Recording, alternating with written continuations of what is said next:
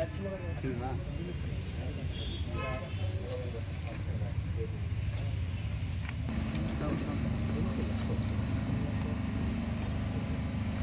ఒక నిమిషం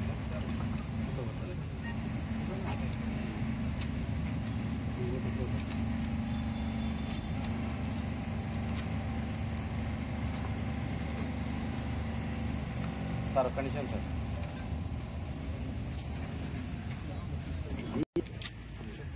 కడప జిల్లా ప్రీతం ఎస్పీ గారైన సిద్ధార్థ్ కౌశల్ సార్ యొక్క ఆదేశాల మేరకు మైల్పూర్ డీఎస్పీ గారు వంశీర్ సార్ యొక్క సూచనల మేరకు సార్కు రాబడే సమాచారం మేరకు మేమంతా ఈ రోజున మా ఎస్ఐ గారు సహితంగా క్రైమ్ పార్టీ అంతా కలిసి పీపీకుండ చెక్ పోస్ట్ నుండి ఈరోజు విస్తృతంగా తనిఖీలు చేయడం జరిగింది మార్నింగ్.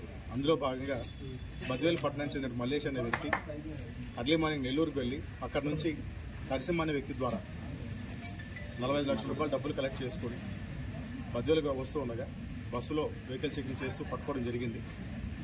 ఈ డబ్బు ఎక్కడదని చెప్పి మనం గట్టిగా విచారిస్తే ఈ ఏరియాలో దాన్ని హుండీ డబ్బుగా బాగా ప్రాచుర్యం పొందినటువంటి డబ్బుగా తెలుస్తూ ఉంది.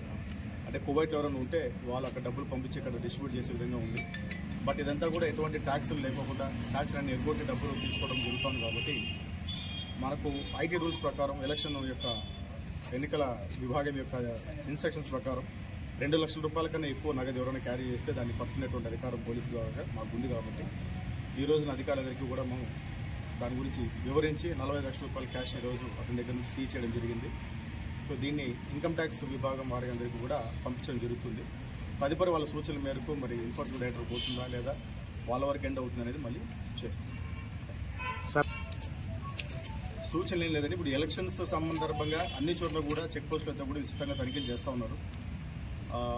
ఇతర రాష్ట్రాల నుంచి మద్యం తీసుకొచ్చుకోవడం కానీ లేకపోతే 2 లక్షల కన్నా ఎక్కువ నగదుని క్యారీ చేయడం కానీ ఎక్కువ మొత్తంలో మన రాష్ట్రానికి చెందిన మందుని క్యారీ చేయడం కానీ ఇతర కాంట్రాబాండ్ మెటీరియల్ ఎంత కూడా క్యారీ చేయడం కూడా నేరం అవుతుంది. సో వాటిని చెక్ పోస్టులో దొరికితే పట్టుకొని వాళ్ళ మీద సంబంధంగా కేసులు కూడా కట్టడం జరుగుతుంది. సో ప్రజలందరూ కూడా దీన్ని గమనించాలి, పోలీసు అయితే సహకరించాలి.